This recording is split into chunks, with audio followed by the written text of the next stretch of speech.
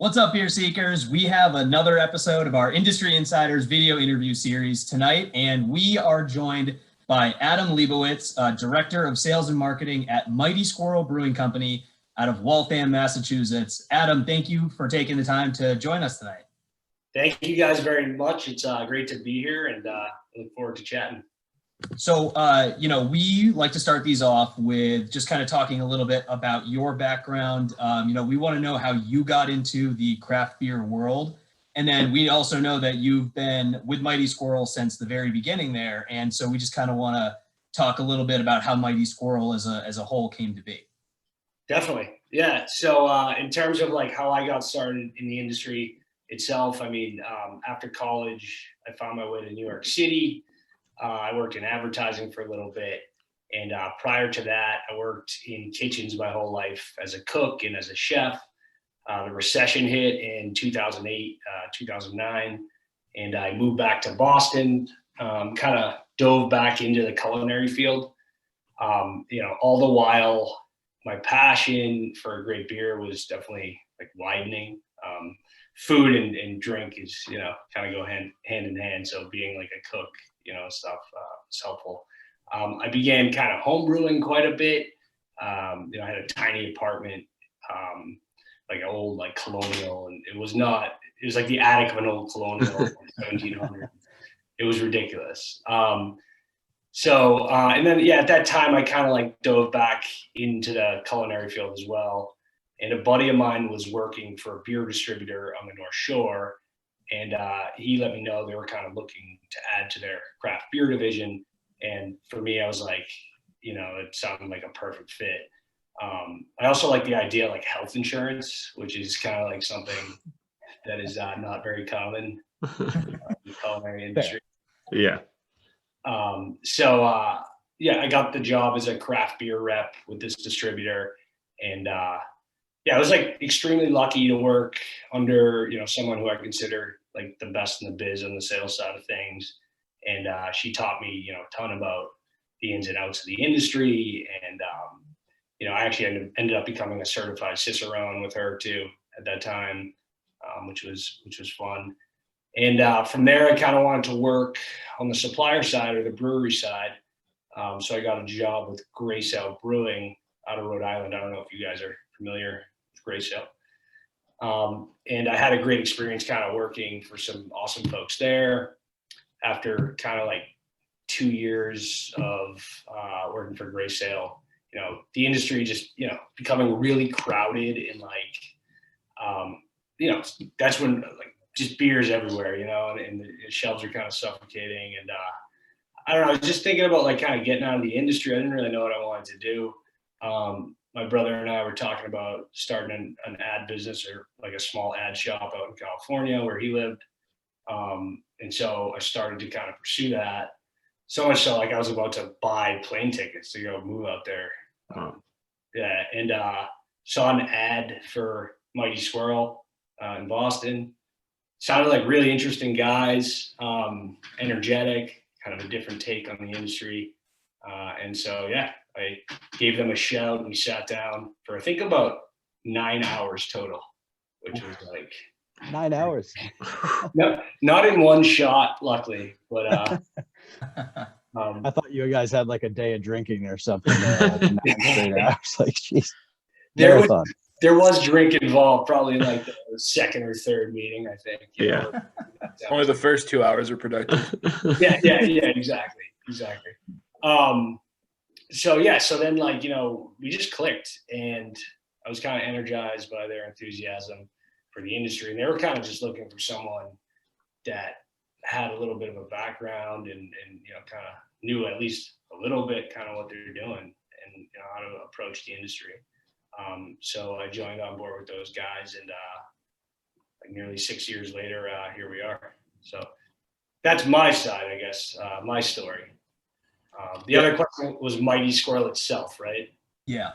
Yeah. So, Henry and Naveen are the two co-founders of Mighty Squirrel. They met out in California, in San Diego to be specific. They were working in like the medical device industry, of all things. But being in San Diego, like beers everywhere, and they happen to both be big beer fans. And so, they kind of bonded over that, and they had other likes in common as well. Entrepreneurship, they both had a passion for. And, you go to tons of craft breweries in and around San Diego, and they started brewing beer in Henry's tiny kitchen as well. And Henry's apartment in San Diego. And that kind of slowly just progressed into, hey, let's start a brewery. It's a lot funner than medical devices. And so then they ended up moving out back to Boston eventually to launch Mighty Squirrel. Boston's Henry's hometown. And so, we launched in 2015.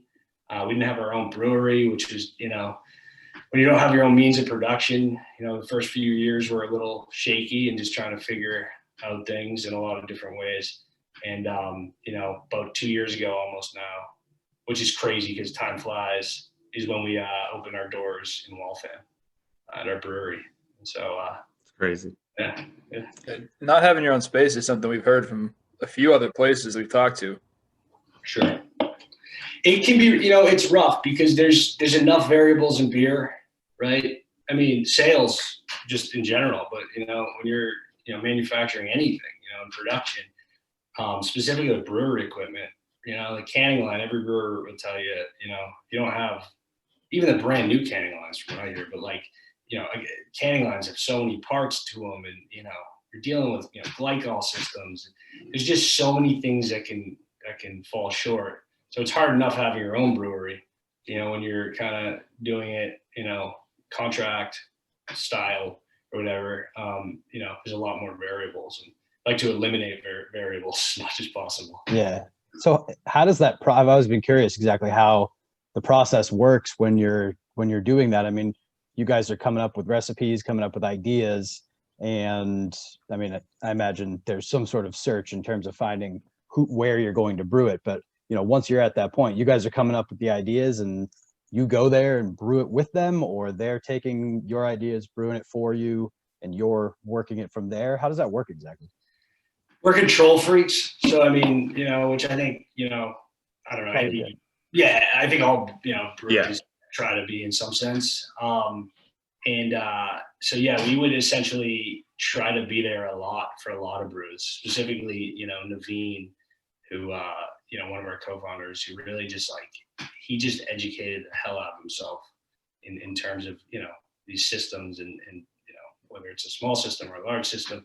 But we try to be there a lot, but most of the time you're not there for every brew. I mean, there's a recipe, that you worked out. There's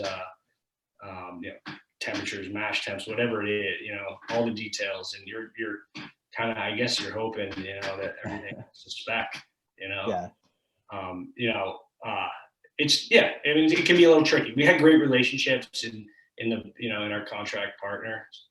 But it's nice to have our own brewery. Things have come a long way for us, for sure. Yeah. We have our own space.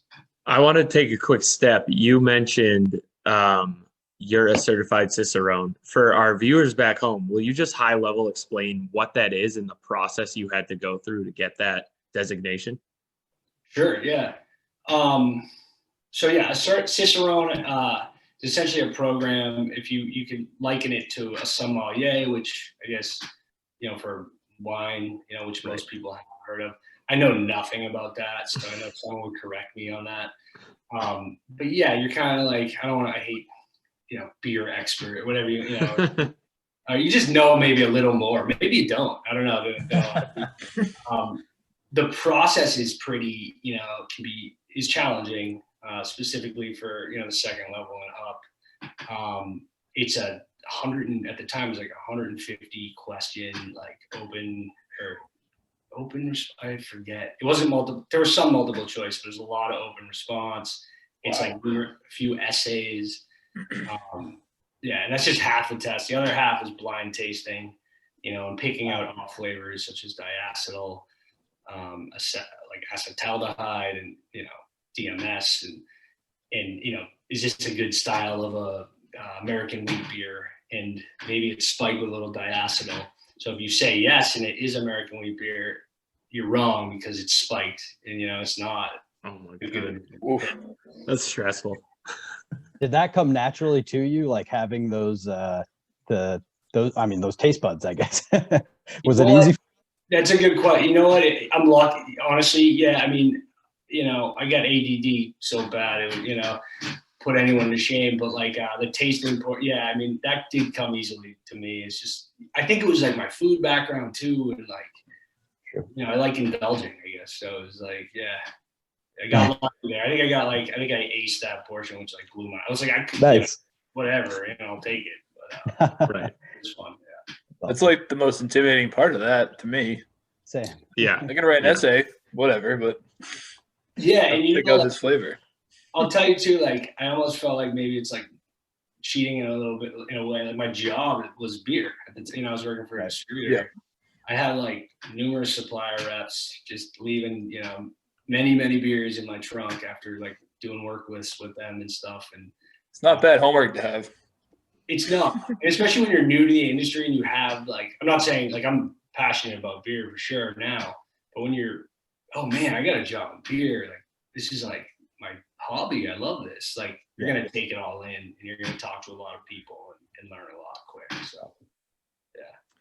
It's very cool. I know one thing we're all wondering, and I know a lot of people are wondering, is where did the name Mighty Squirrel come from? That's a good question.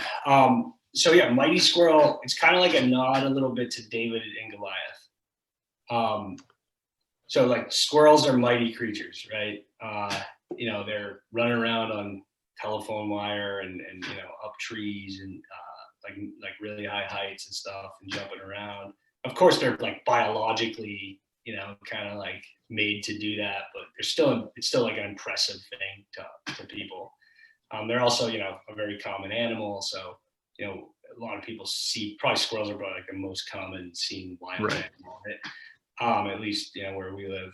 And so, yeah, it's just kind of like in, the craft brewing industry, being the David, and being the squirrel in a way, and then the Goliath being kind of like big beer, macro beer. And it's not like they're evil or anything, but it's just like, it's amazing, all these thousands of breweries in this country offering consumers so many options. And so, the squirrel represents that to us in a way. Like, it's just a perfect animal for that. There's more to the story too. If you want me to tell a little more. Sure. Yeah. Yeah. Keep going. All right. So Henry and Naveen, when they're living in San Diego, they'd go to the beach a lot, and they'd go for runs or whatever, and go to the beach and have like, a taco truck or something and get a taco or two.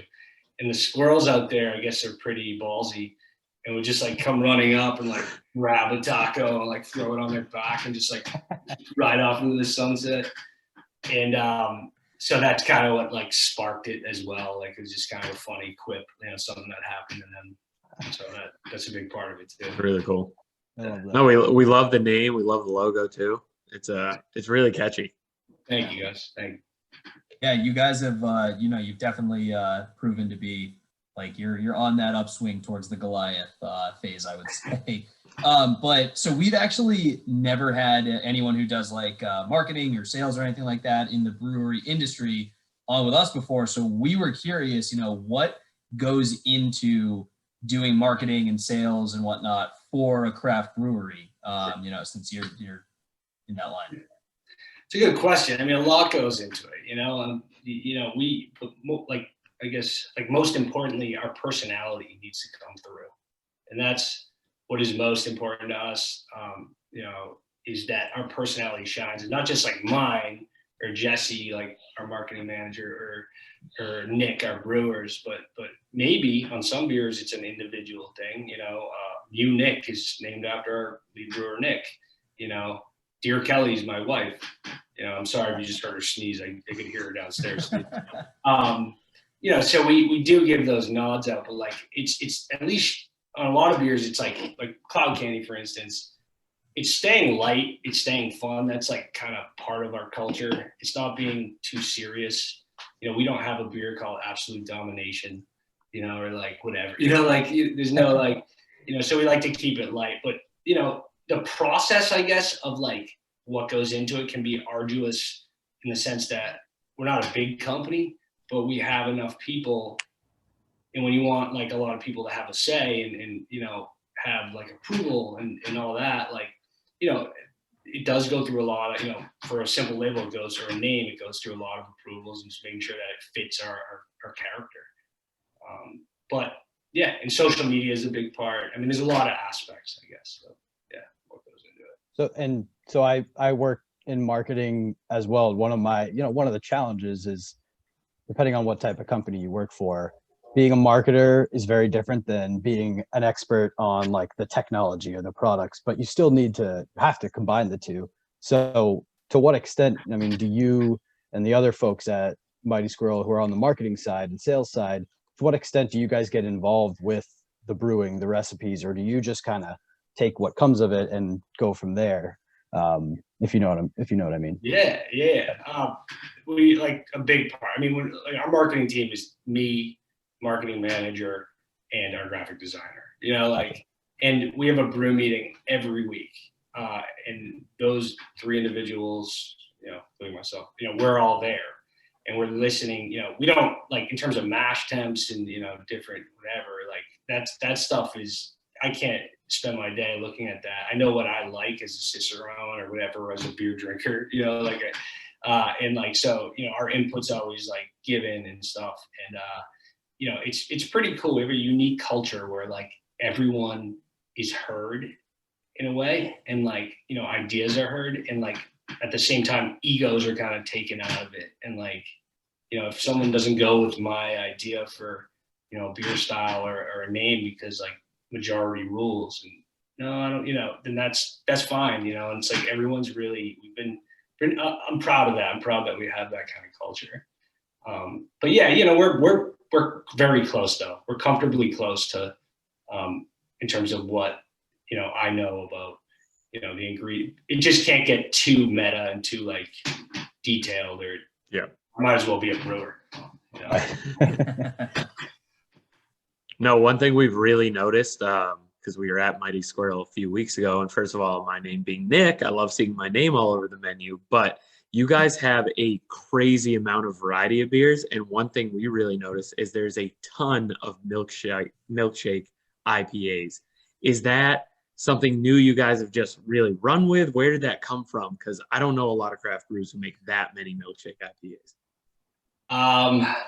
So we used to have probably more. Actually, no, we have a lot right now. It's like boysenberry, strawberry. Right. So that was like a couple years ago. I think it was right before we opened the brewery. We started really brewing those. I had one that I really loved before, and I had one that I really did not love before. But that one that I really loved like stuck with me. There's something about like taking New World hops, you know, that are like super, you know, aromatic and juicy, you know, the buzzwords, and like taking that and having that sweetened aspect, you know, with a low bitterness, and making like this creamy, like juicy kind of beer with like really nice mouthfeel. And I just thought like, I don't know, you know, I brought it up and we decided to run with it. And the first one we did was like strawberry smoothie, then we did peach. And it took us a while, like a little bit, to get it right. And, you know, we got it right now, I think. And like, it's just, yeah, I love that balance. We don't really distribute it. We did distribute the smoothie series, you know, and it did well. But now, like, it's just a matter of capacity. And, you know, you don't want a million beers on the shelf either. So people can come to us and get them. You know, that's why we still brew them. It's just it's a cool, like, I can see how a lot of people don't like kind of stay away from those kind of things or whatever. But like, if done right, like, I think like it's a lot of fun.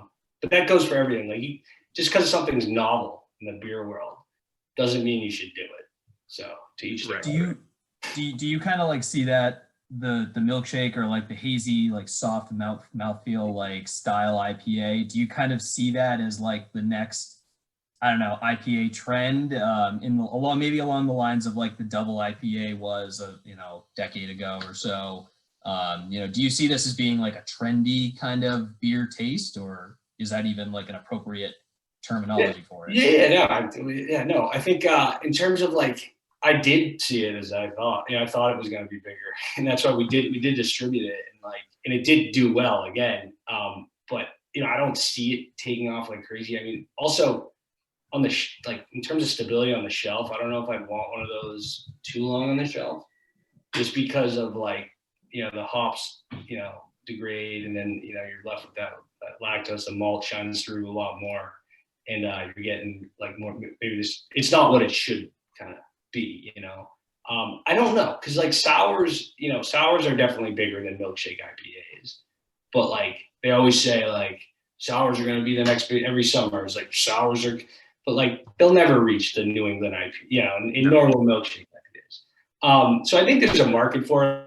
I don't see it, but who knows? I don't see it being even close to like a New England IPA, standard kind of New England IPA. Right. I'm actually drinking your sour face blackberry as we speak, and I gotta say I'm a fan. Sours have started to grow on me, but I need them to have a little more flavor than just pure tartness, and I think you guys did a really good job with blackberry.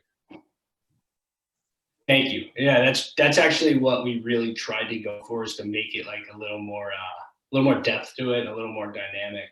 There are some breweries that do it very well, and like and that was always important to us, is to like, let's give it like more depth, more character. It shouldn't just be one note. Right. Now, And it's a great way to get my girlfriend to go to the brewery, so thank you. Mine too. My wife too. Yeah. It's the only beer she actually drinks is sour face. So yeah. That's the key, like having a good seltzer or sour or cider, something along those lines to pull everybody else in. Well, the seltzer we haven't done yet, but as far as so looking at your beer portfolio, this is always a really challenging question for anybody we bring on, because it's like you've got all your children, all your different little beers. Which one, if you had to pick one, which is your favorite, your go-to Mighty Squirrel beer? Well, it's actually easy for me lately, so I like the question. I'd say Silhouette, which is our dry Irish stout. Ooh. Oh yeah, we had that one. We did. It was delicious. That was good. Did you guys have it on nitro or just like just regular? Do you know? Just regular, I'm pretty sure, right? Yeah, it was just regular. So yeah, the nitro Silhouette, I'm just like blown away by that beer.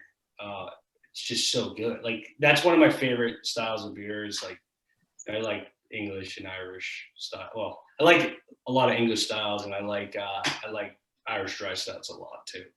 And that beer it's so creamy. I don't know, it's just creamy. The body is perfect. The roastiness to like bitter kind of ratio or whatever is like perfect in my eyes. And yeah, I love that beer. Yeah, it's easy for me. Like I don't know what it is about it, but I'll take it over Murphy's, which was my favorite prior to Sure. Yeah. No, that's cool, because I feel like a lot of people, well, just in general, we don't get stouts as a favorite all the time, so it's a nice change of pace. I want to throw you guys a curveball. So. Yeah. One thing I wanted to ask is there a beer that you think is like the most unique beer you guys have made? We talked a little bit about all the milkshake IPAs. There's some crazy flavors in there that we tried, but is there one beer that sticks out to you that Mighty Squirrel's made that you're like, wow, it was good, but it was really out of left field? Yeah, I mean, I think it developed a little bit. We had a few pilot batches of it, and this is a couple years ago almost now, but I'd say Mango Lassie. That beer, it's just unique. We're always trying to go for like the traditional. You can read it on the can, like Indian Mango Lassie kind of profile, where you have like mango and you have peach, you have tartness, you have lactose. So you're balancing the tartness and the lactose. Then you have dry hopping, some New World hops, and it's just, I think that kind of came out of left field more like recently. We've seen that just like even with the cold weather, colder weather, the last release, like we do distribute that beer, and obviously we serve it in the tap room, and yeah, I think it's all about balance, with a lot of beers and a lot of those novelty kind of novel beers, where it's like it's a thing, and that one it's about balance. Yeah, that one kind of really just kind of took off. It's doing pretty well. Cool. And so the beer that, you know, I've said this before, this isn't just me saying it on tonight. My Yeah. favorite beer since we started BeerSighted that I've found, I hadn't had cloud candy before this, but I absolutely loved it from the first time I had it. Nick, you had it once when we were in the tap room and said it was Right, great. right. I didn't try it that time, but I got it elsewhere. How it appears that's your flagship beer. That's the one that you find everywhere. How did that come to be? Was that one of your first beers that you guys brewed up, or did it just become, you know, popular at some point in time and you just ran with it? Yeah, that's a good question. Thank you. I'm glad you're enjoying it. Yeah. Yeah, cloud candy was we had an idea to do a New England IPA, specifically with Citra Mosaic hops, and just they're my favorite hops. And you'll hear a lot of people say Mosaic is, and now like hops have come a long time in 5 years where there's different whatever crossbreeds. Yeah.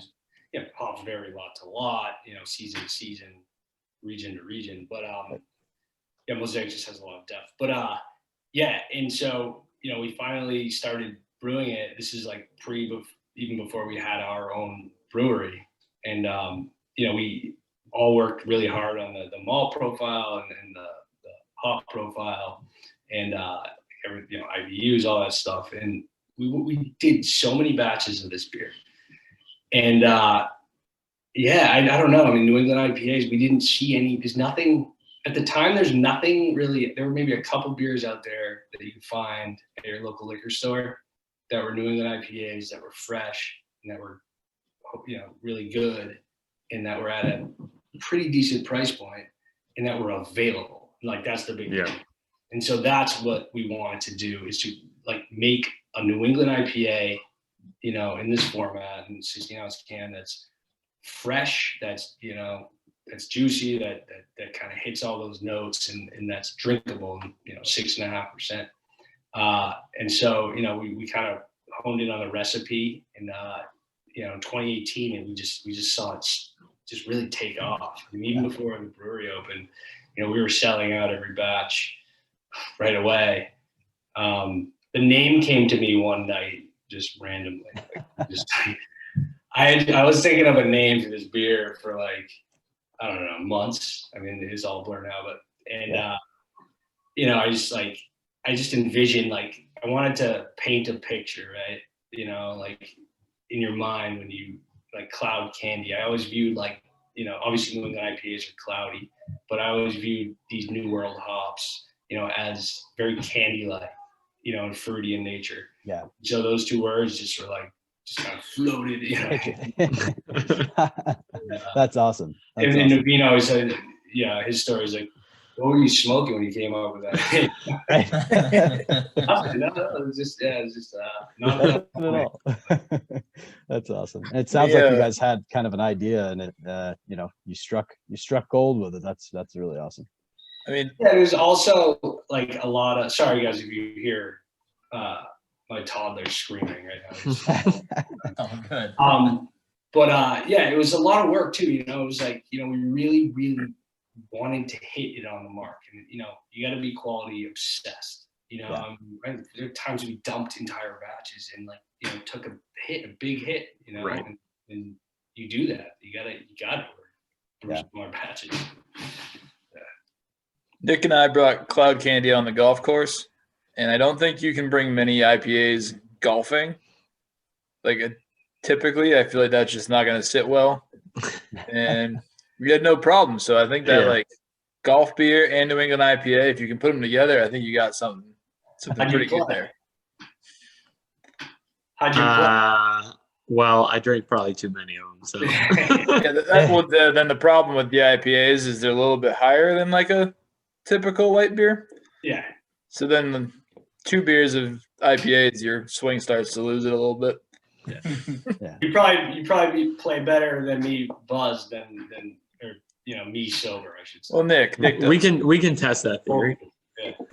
I would say this summer was the first time I've ever actually drank on the golf course. No real reason. I just used to be pretty bad at golf, and I didn't think drinking would help. But this year it really did help, and Nick and Tim opened my eyes to that. So advice for everyone at home. To me, it helps. It helps with the pain of playing so bad. Exactly. Yeah. Yeah. If Yeah, you maybe fall that's apart, all it it doesn't hurt is. so bad. Yeah. Yeah, you shank a shot, at least you have a cloud candy in the cart waiting for you. Exactly. But also the that's the 6.5% too. You know, we didn't want to. You know, we wanted a special beer, and you know, it's pretty cool to see the response. It's quite honestly got, and Yeah. you know, we got to just keep it going and keep the other beers fresh too. You know, and Yeah. And I mean, you talked about it before we hopped on, so I'm gonna set you up for it now. Obviously, you've sold enough that you've changed the cans. Yeah. And you were saying before interview, like what the process is for that and how you have to sell. It seems like you have to sell a lot to be able to even think about that. Yeah, to be honest, that's one thing. That's more of our operations director, George, who can tell you about that. I mean, yeah, like I just know, I forgot. He told me the actual number that you need to sell the other day. But I think there's other factors too why we haven't gotten the printed cans. And quite frankly, I think the labels look really nice on a lot of our beers. And so that actually I think comes into play too. But yeah, I couldn't tell you too much about it. Sorry. No, it's fine. Is that a giant cosmic distortion? I'm drinking a cosmic distortion. Is that a big one I see behind you? Yeah, so I think our office is pretty cluttered at the moment, so I figured I'd clutter it up some more. Love it. I don't know if you guys can see that, but that's Oh yeah. It's a display. We just printed out a bunch of these for a few stores, and so they're actually they're huge. I mean, it's like 5 feet tall. So Well, lineup too. Oh, I want one of those. I'll hang that in my office. They also were not cheap. I was like, wow. I think the material we got them printed on was probably unnecessary. So High quality. I mean, Yeah. Steve Brandon and I just moved, and so we got some wall space. Yeah, I got there throw you that go. up There there. you go. All right. All right. We're Well, still decorating. you guys have my email address. So after this, Yeah. I'm sure my wife will love it. yeah.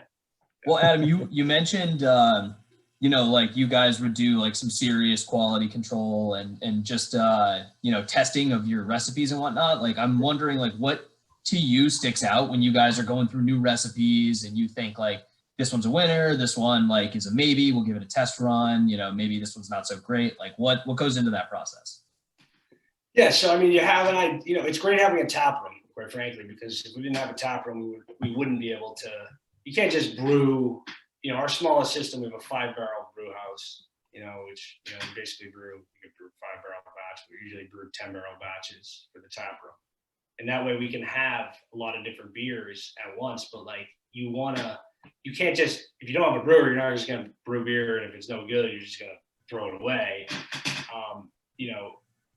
We will do that if a beer is awful, but what I'm saying is like essentially like you're not going to just go do that willy-nilly. We could brew a 5-barrel small batch though and test that out, and then if it's no good, we can throw it down the drain.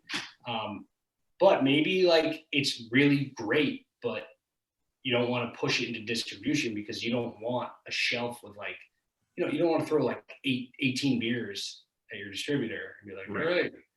all right. But yeah, the process is like, you know, we have an idea, you know, whether it's at like our weekly brew meeting, maybe it's me, maybe it's Nick, maybe it's, you know, whoever it is, that's you know, in our company at the meeting. Wow, that's an awesome idea. Can we do it? You know, if our brew team says, yeah, you know, and everyone agrees, we'll brew a batch of it. And what goes into it is just making sure. So like Indulge series is a good kind of reference. You know, cookies and cream, right? You know, those. That one. Thank you. And like that beer, we're like, all right, let's do this big stout, cookies and cream. Okay, well, let's talk about it. Like, how much cookies and cream do we want in there? You know, do we want like a roasty style? Do we want like a traditional, you know, Russian Imperial kind of dark fruit kind of thing going on, you know, or whatever it is. And we work those out in layman's terms. You know, we're not speaking, you know, crazy brewing jargon, but we're speaking just regular. And then, you know, our brewing team, you know, Nick, who's, you know, a mad scientist, and all them, and Mike and everyone else in the cellaring team, they can convert it over, and they usually they hit it. You know, we got a great team back there.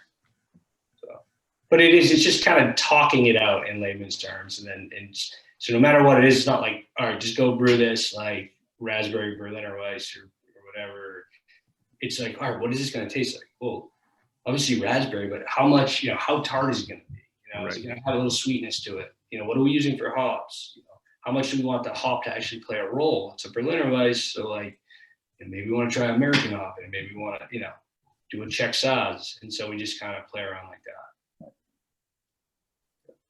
that. Adam, I know we got to get you out of here, and you got other things to do, but I just wanted to talk to you about the brewery itself, and it's a pretty new building.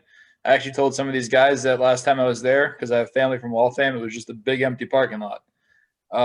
Your brewery seems to be almost ahead of the trend, whereas you have this open space. It looks more like a restaurant as opposed to the classic like warehouse brewery back in the woods, and just any available old space. Was that something you guys were trying to get ahead of? Like, what was the motivation for setting it up that way? Because I think it's more of a place that's welcoming to anybody that goes by, as opposed to people that are just looking for a specific brewery and traveling into anywhere, like somewhere that you can't find unless you really know what you're looking for. Yeah, I mean, I don't know why you wouldn't have like a very a brewery like that, no matter who I think there's like including everyone. The craft beer market is every day. There's just new people discovering craft beer. In Massachusetts too. I mean, it's crazy. Like, all you have to do is sample some. It's whether it's my step aunt that's never had a New England IPA who just has this mindset. I just hate beer, and you give her a sip, and oh my, this is beer, that kind of thing. So yeah, we just wanted like an inviting space that's nice and open, which actually obviously benefits in COVID times as well. The other part of it too is like you want we wanted to showcase the production floor. It's like that's where I don't want to go to my toothpaste factory and see how toothpaste is made. That wouldn't be any problem. Yeah. But beer has that touch to it, and it's obviously a long history, and it's a part of world culture. And so we put, if you guys have all been there, like we put the brewing floor like right when you walk in. It's the centerpiece of our brewery. Yeah, you're in it pretty much.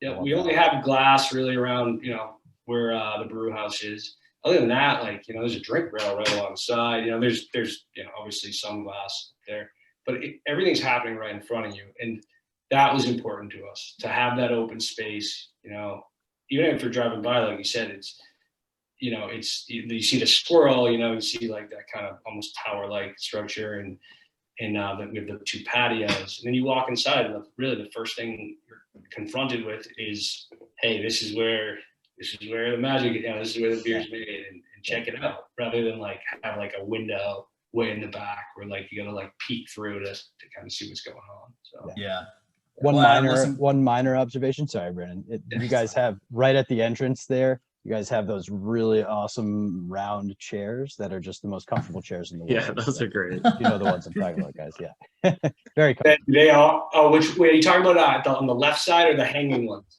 Hanging ones. The hanging. On the right. They're awesome. Like I've seen like a couple. The hook used to come out. It doesn't anymore.